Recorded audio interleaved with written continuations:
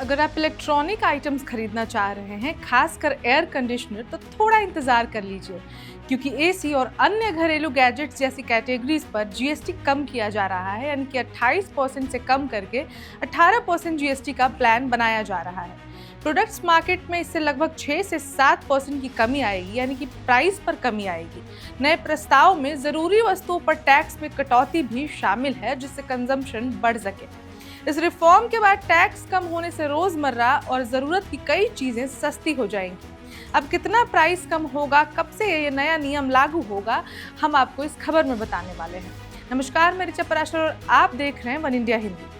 15 अगस्त के मौके पर जब से प्रधानमंत्री मोदी ने जीएसटी रिफॉर्म का ऐलान किया है, जब से ये ऐलान हुआ है, तब से आम आदमी इस बात को लेकर खुश है कि आने वाले दिनों में कई सामानों के दाम घट जाएंगे।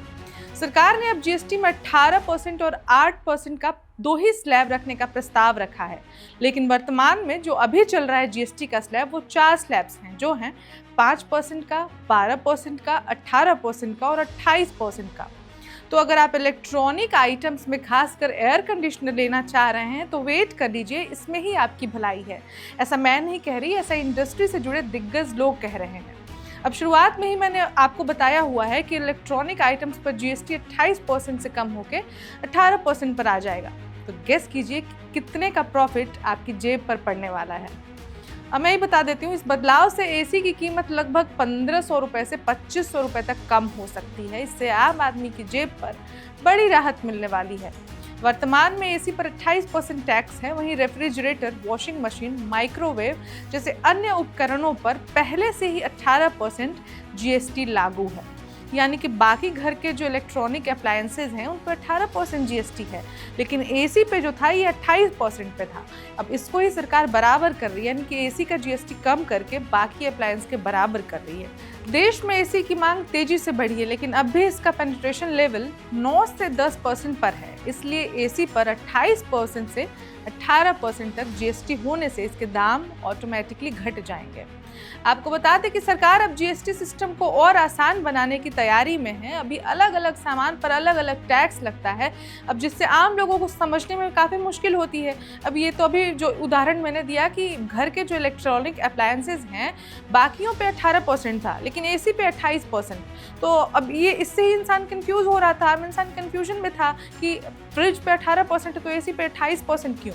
तो इसको ही बराबर किया जा रहा है कि टैक्स सिंप्लीफाइड किया जा रहा है, और इस कारण से ही कीमतें बढ़ती जा रही थी। तो अब नए प्लान के मुताबिक ज़्यादातर सामान पर सिर्फ 2 ही स्लैब रहेंगे, 5% और 18%। वहीं लग्जरी आइटम्स जैसे कि महंगे प्रोडक्ट्स जिन्हें कहते हैं, जैसे तंबाकू और शराब जैसी चीज़ों पर 40% टैक्स लगेगा। लेकिन मुझे मालूम है सब यही जानना चाहते हैं कि ये तो पता चल गया कि रिफॉर्म होने वाला है, लेकिन ये नया जो टैक्स जीएसटी का स्लैब है, ये कब से लागू होगा। तो आपको बता दें कि ये बदलाव दिवाली तक लागू हो सकता है। अब बहुत ज़्यादा इंतज़ार नहीं करना है, आने वाले महीनों में, कुछ ही महीनों में दिवाली आने वाली है।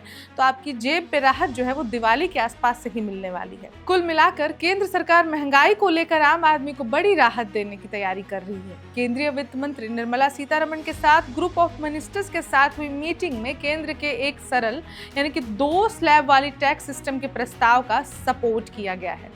ग्रुप ने मौजूदा 12% और 28% के टैक्स स्लैब को खत्म करके सिर्फ 2, 5% और 18% के डबल स्ट्रक्चर अपनाने के प्रस्ताव को मंजूरी दे दी है।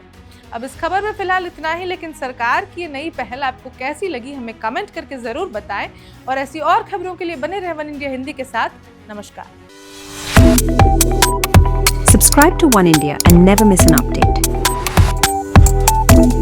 Download the One India app now.